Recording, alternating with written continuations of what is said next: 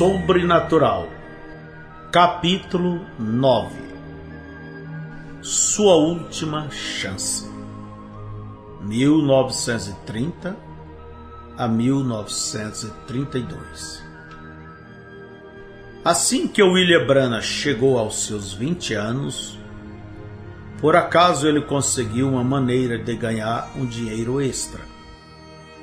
Um dia ele tomou emprestado uma moto Harley Davidson.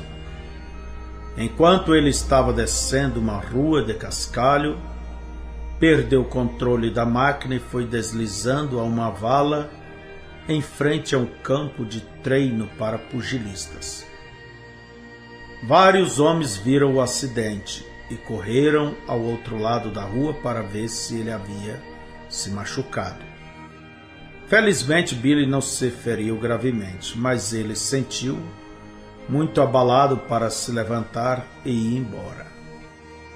Então os homens o convidaram para entrar e assistir a algumas lutas até que ele se sentisse melhor. Assim que Billy entrou na sala, um dos treinadores, um homem chamado George Smith, 6 segundos, abriu a porta de uma gaiola. De lá saiu um canário, voando pela sala tão rápido que Smith não podia pegá-lo. Mas quando o pássaro passou por cima da cabeça de Billy, Billy o agarrou em pleno ar. Smith, 6 segundos, assobiou admirado.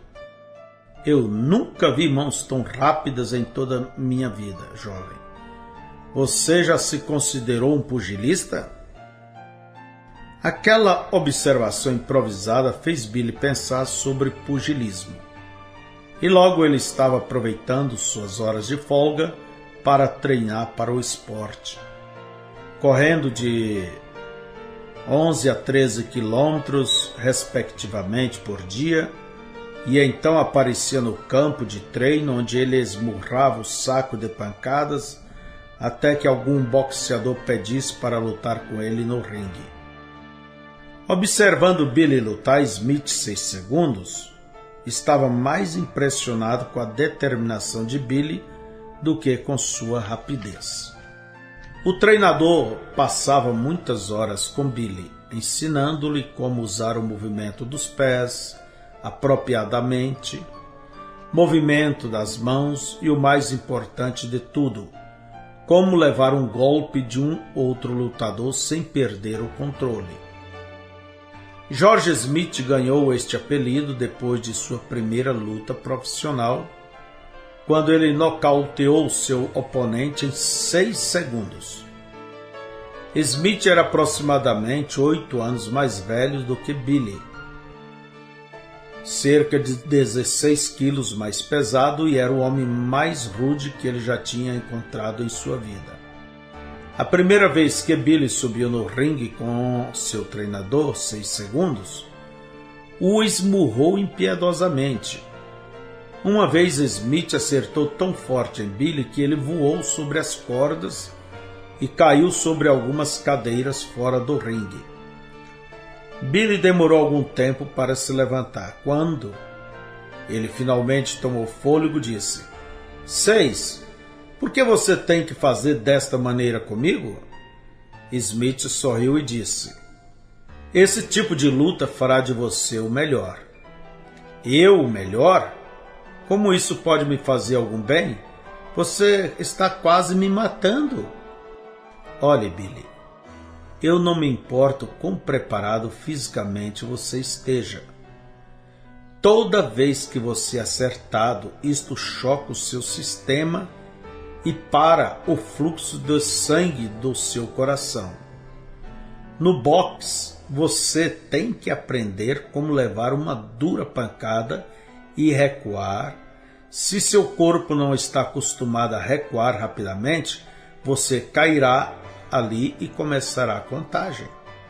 Mas se você está acostumado a isto, mesmo que você seja nocauteado, você se levantará rápido novamente. Então esta é a maneira que eu treino. Você pode não gostar de mim agora, mas você me apreciará quando entrares em uma competição. Billy retornou ao ringue e continuou. Eventualmente, ele ganhou tal controle sobre si mesmo que Smith, 6 segundos, podia acertá-lo no estômago tão forte o suficiente para jogá-lo contra as cordas, e isto não afetava Billy nem um pouquinho. Ele estava pronto para lutar. Tão logo ele chegou ao 8º de 10 rounds no treino, ele lutou na competição de boxe amador Luvas Douradas. Billy prosperou no ringue. Se era apenas para disputar ou lutar por um prêmio, ele dava tudo o que tinha. O boxe liberou suas emoções, a fúria e confusão que estavam presas dentro dele. Por tanto tempo, disparou seus braços como uma explosão de um rifle. Sua rapidez e determinação levava a uma vitória após outra. Cada triunfo reluzia mais elogios, e sua alta confiança aumentava. Nunca antes tinha experimentado tal reconhecimento e aceitação. Ele começou a se sentir importante. Lutando com um amador, ele nunca perdeu uma luta. Depois de um ano nas competições Luvas de Ouro, ele se tornou um profissional. Ele ganhou 15 partidas profissionais seguidas, incluindo o campeonato regional, peso-pena, categoria de até 53 quilos, que incluía boxeadores de 3 estados. Até então ele pensava que era imbatível. E então, em uma noite, ele encontrou alguém à altura. Ele estava agendado para lutar com Billy Pritchard, um boxeador do campeonato do oeste de Virgínia. A luta estava acontecendo em Evansville, Indiana.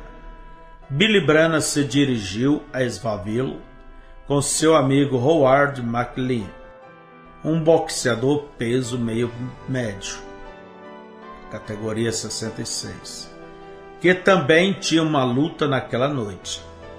Eles jantaram às 3 da tarde e então se dirigiram para a arena, para que pudesse descansar para a luta. Billy estava usando um casaco azul. Ele tirou o pente do seu bolso e penteou seu cabelo grosso e escuro. Howard olhou para o seu companheiro e disse: "Sabe, Billy, você parece um pregador batista." Billy corou de raiva. Ele era sensível a insultos e em sua mente a palavra pregador era o mesmo que chamá-lo de maricas. "Espere um minuto, Howard. Você tinha um sorriso mais bonito quando disse isto." Billy afastou suas pernas e levantou seus punhos. Embora Howard pesasse 13 quilos a mais, Billy estava pronto para acertá-lo. Mas Howard riu e insistiu que era apenas brincadeira. Então Billy abaixou os punhos. Aquela noite no ringue, Billy foi surpreendido pela força e rapidez do seu oponente. Pritchard o esmagou com uma fúria que Billy não podia igualar. Pela primeira vez em sua carreira de pugilista, Billy sentiu-se inseguro. Nos primeiros momentos da luta, quando ele percebeu que estava em problemas, ele ainda tinha a esperança de poder levar Pritchard a um empate. Mas assim que a luta prosseguiu e Billy absorveu repetidos golpes, ele começou a se perguntar se Pritchard iria matá-lo. Quase no final da luta, enquanto Billy estava descansando no banco, entre os rounds, ele olhou para cima e orou silencioso: "Deus, se tu me permites sair daqui vivo, prometo que deixarei de lutar." Depois daquela noite, Billy jamais subiu no ringue novamente. Um dia, no outono de 1931, Billy estava consertando medidores na companhia de gás de New Albany. Enquanto estava testando os vazamentos, a fumaça o fez perder seus sentidos e ele caiu no chão. O efeito subsequente deste acidente o incomodava constantemente. Tinha dor de cabeça, sua visão turvava, tinha problemas para comer, seu estômago se tornou ácido e doía sempre que comia algo. E os ácidos digestivos subiam até sua garganta e queimavam em sua boca. Seu patrão, do Serviço Público de Indiana, pagou-lhe consultas médicas especialistas em Louisville, Kentucky. Mas os médicos tinham dificuldade em resolver seu problema. Depois de repetidos exames, eles finalmente chegaram à conclusão de que ele tinha apendicite. E isto surpreendeu Billy, porque a dor localizava-se em seu estômago, não do seu lado. Mas os especialistas o convenceram de que o veneno do gás tinha meramente confundido a pesquisa, escondendo os sintomas de apendicite. Eles insistiram que seu apêndice estava inflamado e tinha que ser removido. Relutantemente, Billy concordou em permitir que o operassem, contanto que usasse uma anestesia local. Ele tinha horríveis lembranças da cirurgia, pela qual passou na idade de 14 anos, quando suas pernas tinham sido laceradas pela explosão do rifle. Desde aquela vez, ele quase não voltou da anestesia. E ele jamais esquecera daquela horrível experiência onde ele flutuava e caía à região dos perdidos e almas vagueantes. A escuridão, a névoa, a solidão e aquelas horríveis faces. Ele jamais queria ver aquele lugar novamente. Nervoso e assustado, Billy queria alguém perto dele durante a operação que soubesse como orar. E então ele pediu ao ministro da primeira igreja batista local para estar com ele. O apêndice foi removido com sucesso e Billy foi levado ao seu quarto. Deitado completamente consciente na cama do hospital, Billy sentiu seu pulso se tornar mais fraco a cada minuto. Ele tentou chamar a enfermeira, mas sua voz era um sussurro e seus braços estavam muito fracos para se movimentarem. Sua respiração diminuiu, o batimento cardíaco enfraqueceu até que escassamente pulsava. Ele pensou: é isto a morte? Estou indo? A luz do seu quarto escureceu, as paredes obscureceram e se tornaram em formas sombrias como árvores. Ele pareceu estar em uma floresta fria e escura. Em algum lugar distante ele podia ouvir um vento soprando. Fraco, primeiramente, e o som lentamente aumentou, vindo em sua direção. A mente de Billy agitou em pânico. É isto. É a morte vindo me buscar. Ele tentou orar, mas não podia encontrar palavras. E o vento se aproximava cada vez mais, até que os galhos das árvores ao seu redor balançavam com força. Então tudo mudou. A floresta escura de repente desapareceu e Billy encontrou-se na sombra de uma grande prateada árvore de álamo. Esta era a mesma árvore que ele tinha evitado desde que ela o tinha assustado quando ele era somente um garoto. O ar ficou estático e opressivo, como um dia com 99% de umidade. O som das folhas balançando fez com que Billy olhasse para cima. Ele viu o mesmo redemoinho circulando nos ramos e ouviu aquela mesma voz profunda dizer: nunca bebas, nem fumes, nem corrompa seu corpo de maneira alguma. Eu te chamei e você não atendeu.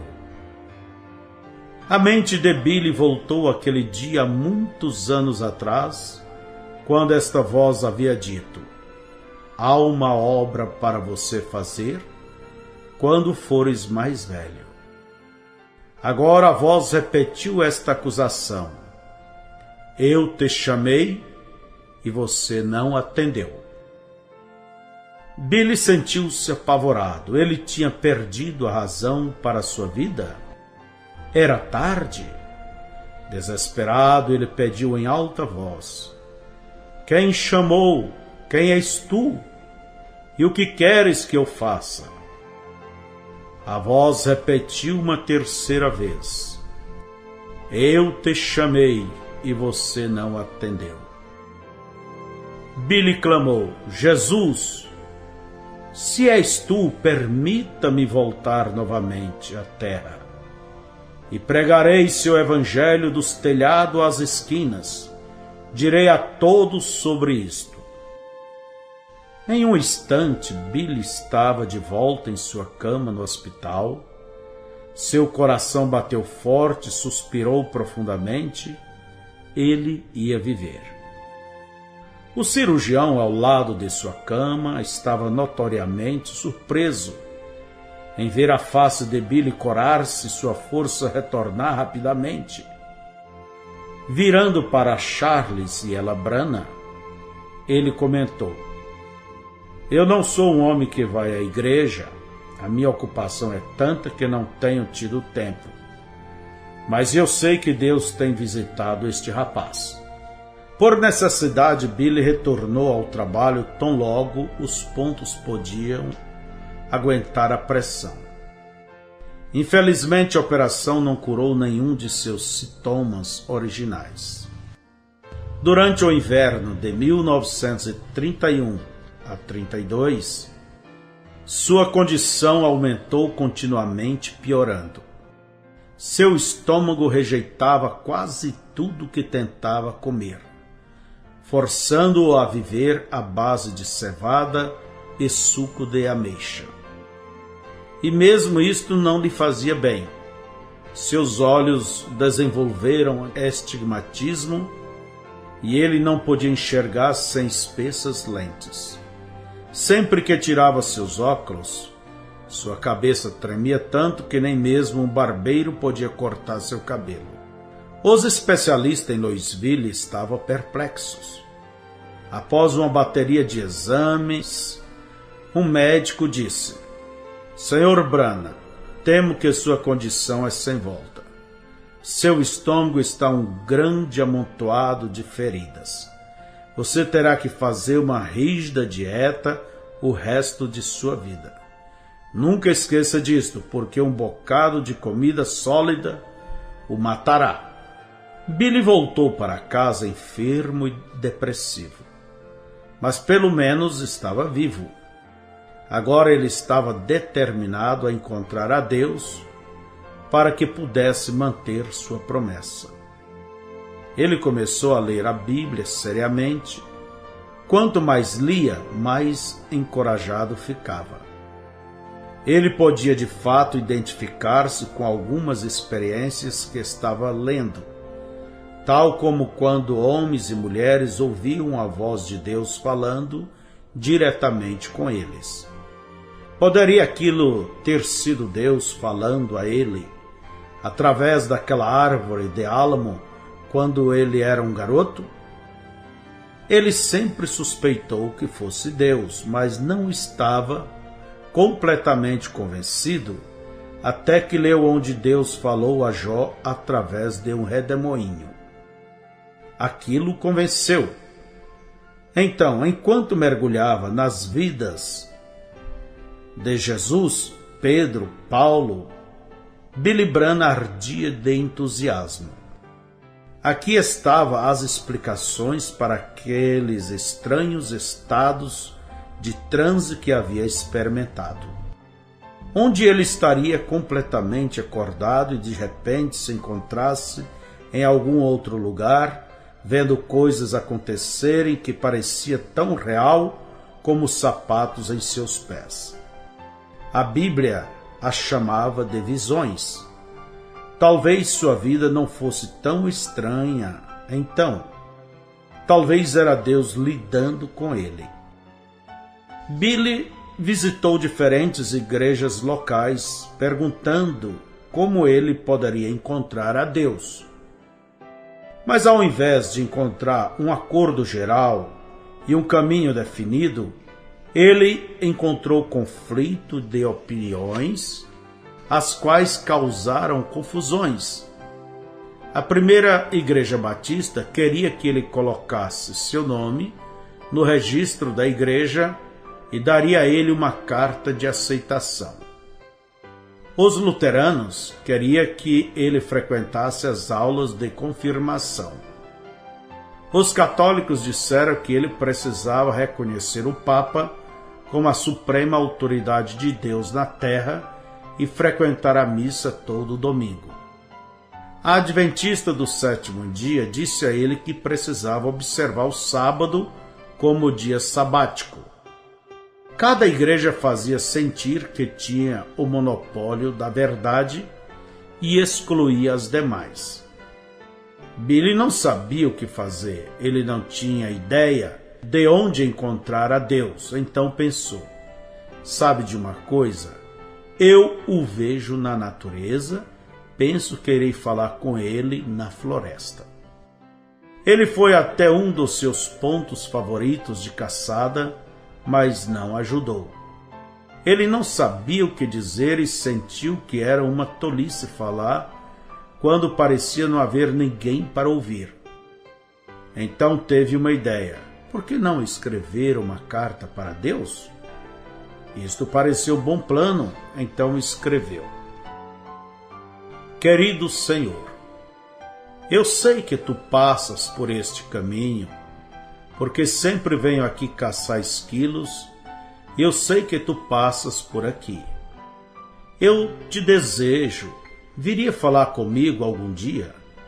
Quero dizer-te algo. Billy Branham.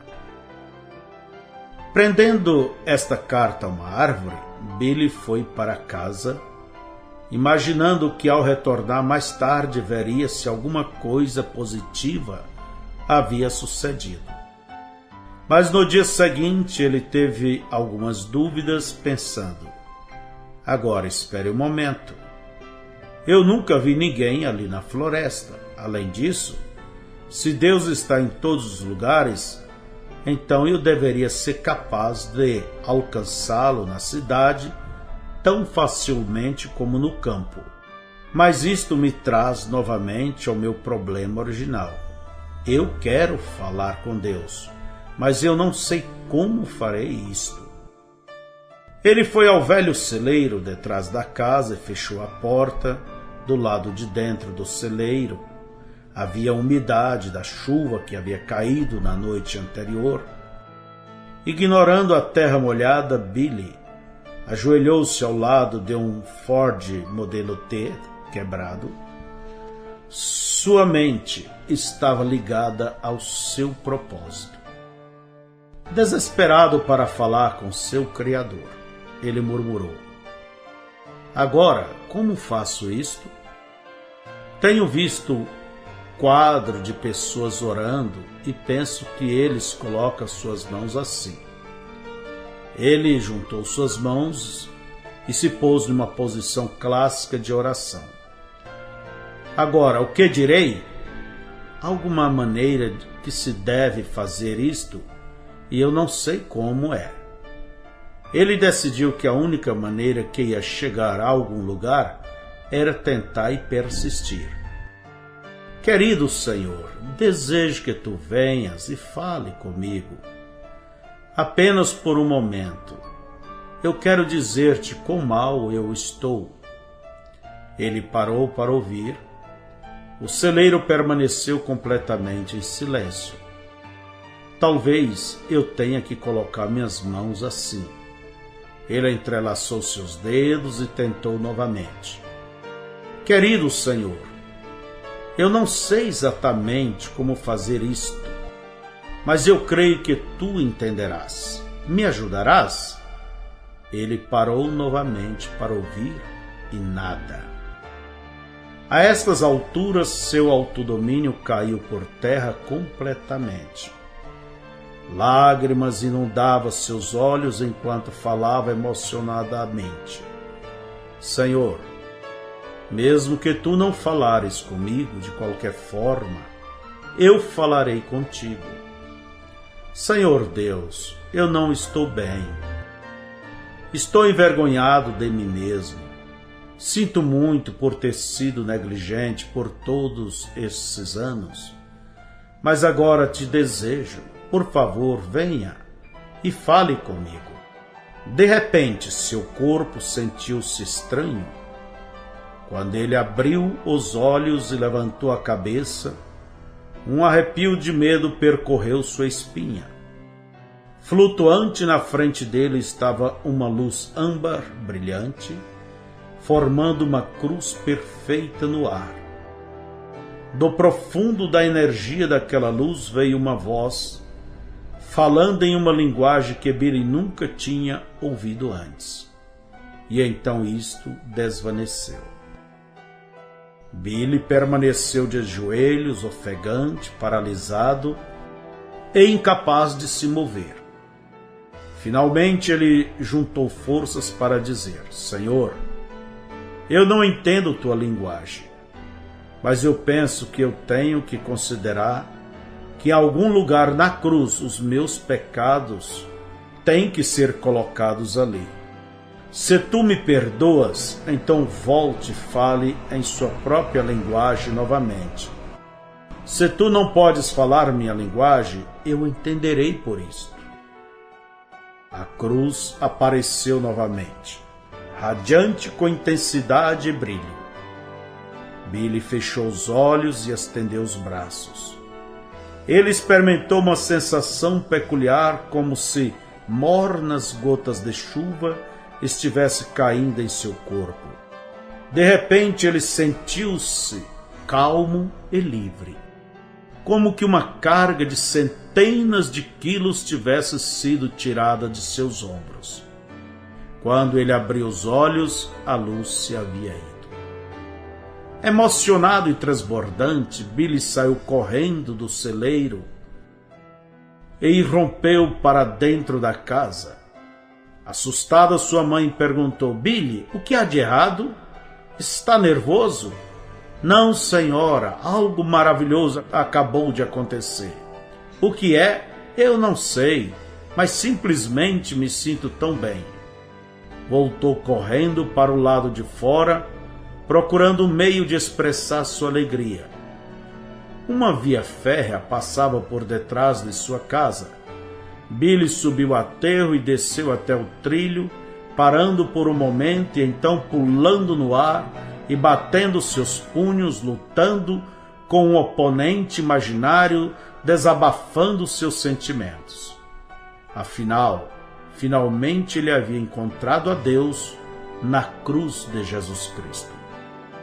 Poucos dias depois, Ella Brana disse: Billy, sonhei com você a noite passada.